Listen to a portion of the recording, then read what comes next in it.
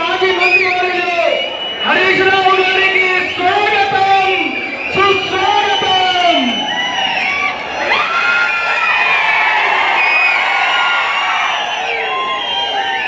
ఆమె పేరేంటి? చిమ్నీబాయి అని రాలే. చిమ్నీబాయి ఓ రోజు కలిసింది, ఆ తండాకు పోయినా. ఏం తండాది?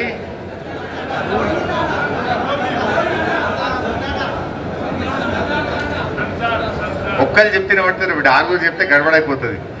సర్దార్ తండా, బోర్గీత్ పక్కన సర్దార్ తండా. ఓ రోజు పోయినాం. నులక మంచం మీద స్నానం చేస్తాం మేము, కింద తాంబాలం పెట్టి మళ్ళీ నీళ్లు వాడుకుంటాము అని చెప్పింది చిమ్నీబాయి, చెప్పింది. ఆ తండా వాళ్ళందరూ చెప్పింది.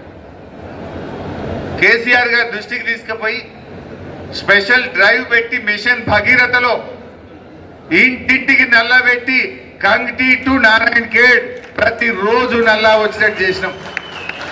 ఏ తండల, ఏ ఊర్లో, ఏ చెల్లె బిందె పట్టుకుని రోడ్డు మీదకి రాకుండా చేసి ప్రతి ఇంటికి స్వచ్ఛమైన త్రాగునీరు ఇచ్చింది బీఆర్ఎస్ ప్రభుత్వం. మరి ఇవాళ ఏమైంది? ఆ రోజు ఎండాకాలంలో కూడా రోజు నల్లొచ్చింది కదా.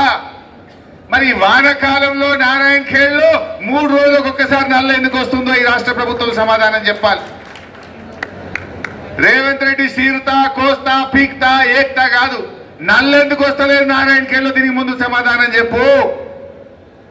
గడ్ల వీకు నువ్వు సీదేది ఉంటే నీళ్ళు ఎందుకు వస్తలేవో అధికారులను గట్టిగా ప్రశ్నించు. నీ పనితీరులో చీరుడు చూపి. కానీ ఇవాళ మనుషుల్ని చీరుడితే ఏమొస్తుంది? నువ్వు ముఖ్యమంత్రివా? నువ్వేంటిది?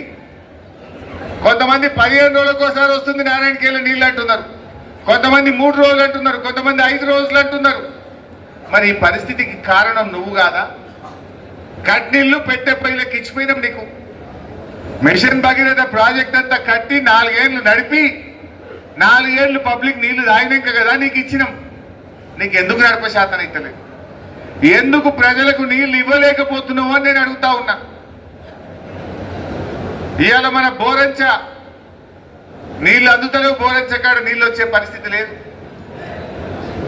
రాఘవాపూర్ దగ్గర అవి న్యాల్కల్కు, జరాసంగంకు పోతాయి. రాఘవాపూర్ పంప్ హౌస్ కు నీళ్లు అందుతలేవు, పోచారంలో నీళ్లు అందుతలేవు, పాంపాడ్ కాడ కూడా నీళ్లు అందుతలేవు. దీంతో ఇప్పుడు ఏమైపోయింది? ఇటు నారాయణ ఖేడ్, అటు అందోల్, అటు సంగారెడ్డి, ఇటు జహీరాబాద్ ఎక్కడ కూడా మంచినీళ్లు రాక ఇలా ఈ జిల్లా మొత్తం కూడా బాధపడుతున్న పరిస్థితి. అంటే ఈ ప్రభుత్వం మంచినీళ్లు కూడా తాపలేకపోతా ఉన్నది. ఇలా ఎంత దుర్మార్గం అంటే, సింగూర్లో మంచిగా నీళ్లుండే, నిండా నీళ్లుండే సింగూర్లో, దాన్ని మరమ్మతు చేస్తామన్నారు. ఉన్న నీళ్ళని ఖాళీ చేసింది.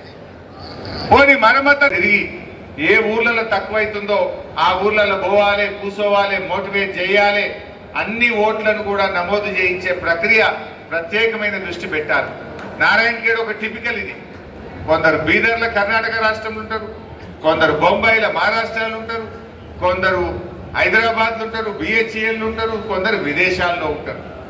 మరి ఇంతమంది మరి ఎవరి ఓట్లు ఎక్కడెక్కడ ఉన్నాయి? వాళ్ళు బొంబాయిలో ఉంచుకుంటారా, బీదర్లో ఉంచుకుంటారా, పటాన్చెర్లు ఉంచుకుంటారా, హైదరాబాద్లో ఉంచుకుంటారా? మరి ఎక్కడ ఉంచుకుంటారు అనేది వాళ్ళతో మాట్లాడి వీలైనంత మందిని తిరిగి మళ్ళీ మన నారాయణ ఖేడ్లోనే ఓట్లు నమోదు చేసుకునేటట్టు నారాయణ 6గురిని గొంతు కోసి చంపాడు. ఎంత బాధ అనిపిస్తుంది. అలా ఇంకా బాధ కలిగేది ఏంటంటే, 7గురు కుటుంబ సభ్యుల్లో ఒక్కరు మిగిలిపోయారు. ఆ ఒక్కరు ఎవరంటే ఒక అమ్మాయి, పాపం చిన్న పిల్ల పెట్టి మొత్తం 6గురిని చంపాడు. ఎంత బాధ! ఇది పూర్తిగా రేవంత్ రెడ్డి వైఫల్యం. పోలీసు వాళ్ళు చేయాల్సిన పని చేస్తలేరు. పోలీసు వాళ్ళని రాజకీయాలకు, బీఆర్ఎస్ పార్టీ వాడు ఎవడన్నా చిన్న ట్వీట్ పెడితే వాని మీద సాయంత్రం కల్లా కేసు పెడుతున్నారు, పట్టుకపోతున్నారు. మరి సైకో రాజ్ కుమారు అమ్మాయిని రేప్ చేసినాడు. మైనర్ అమ్మాయిని రేప్ చేస్తే 45 రోజుల పాటు పోలీసు వాళ్ళు ఎందుకు అరెస్ట్ చేయలేదు? 45 రోజుల పాటు మీరు అరెస్ట్ చేసి పోక్సో చట్టం కింద వారిని జైలుకి పంపితే ఇవాళ ఈ 6గురు ప్రాణాలు కాపాడబడేవాళ్ళు కదా. రేవంత్ రెడ్డి వచ్చినాక ఇవాళ ఆడపిల్లలున్న తల్లిదండ్రులు భయపడే పరిస్థితి ఏర్పడ్డది. పోక్సో కేసులో ఒక నిందితుడిని కాంగ్రెస్ పార్టీ నాయకుడు రేవంత్ రెడ్డికి సన్నిహితుడు ఒక మార్కెట్ కమిటీ చైర్మన్ 20 లక్షల రూపాయలు లంచం తీసుకొని వారిని అరెస్ట్ కాకుండా ఒక రేపిస్టును కాపాడింది కాంగ్రెస్ ప్రభుత్వం. ఒక రేపిస్టును కాపాడింది. పోలీసు వాళ్ళు ఆ రేపు చేసినంత కూర్చొని మందు తాగింది. పోలీసు వాళ్ళు వాడిని అరెస్ట్ చేయకుండా 45 రోజులు టైం ఇస్తే వాడు కోర్టుకు పోయి బెయిల్ తెచ్చుకున్నాడు. 20 లక్షలు ఖర్చు పెట్టిండు. వచ్చి ఆయనతో 6గురిని ఊచకోత కోసిండు. నిన్న ఒక ఆయన రేవంత్ రెడ్డి గారిని ఆంధ్రప్రదేశ్లో వెనకైన పేపర్ బాయి పేపర్లు ఎత్తుండే గోడల మీద పెయింటింగ్ రాతలు రాస్తుండే రేవంత్ రెడ్డి అని అన్నాడట.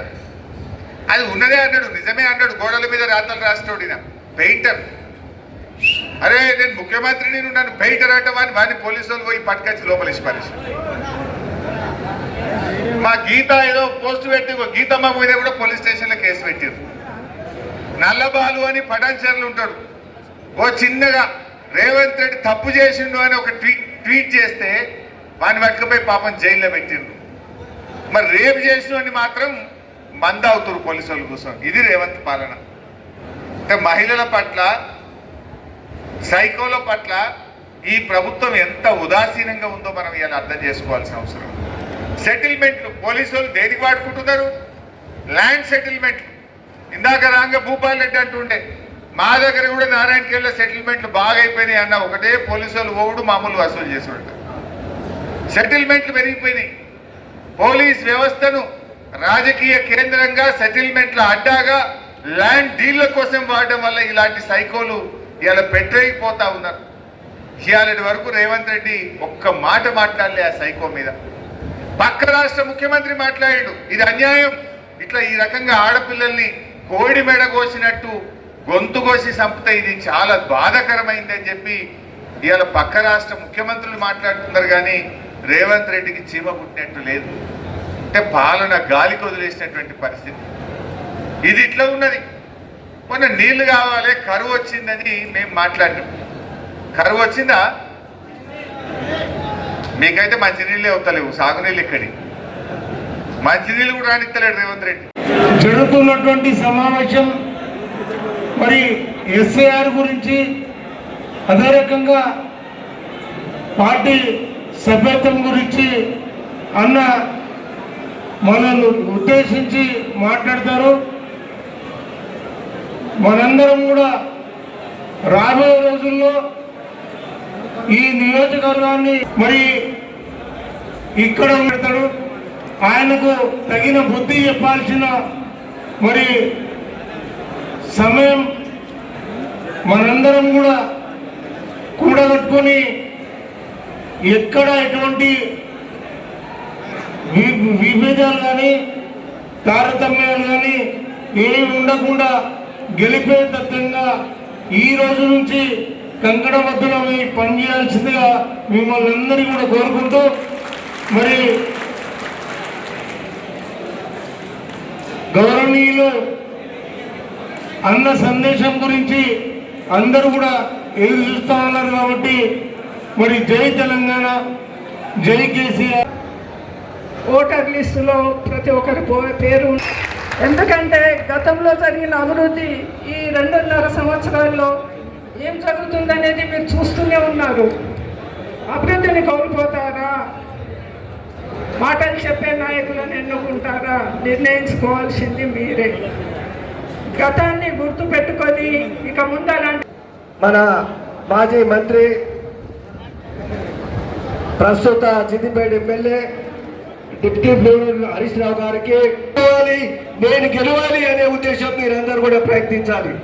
కాబట్టి మీ అందరినీ కూడా కోరుకునేది ఏంటంటే అందరూ కూడా ప్రతి ఒక్కరు కూడా ప్రతి గల్లీలో కానీ ఇళ్లలో కానీ మన తప్పకుండా మనము నారాయణఖేడ్లో ఎమ్మెల్యేను గెలిపిస్తామనే నమ్మకంతో మీరందరూ కూడా కలిసికట్టుగా ఈ సర్ ప్రోగ్రాం కానీ సభ్యత్వ నమోదు కానీ సహకరించాలని కోరుతూ మీ అందరూ కూడా ధన్యవాదాలు తెలుపుతూ సెలవు తీసుకుంటున్నా.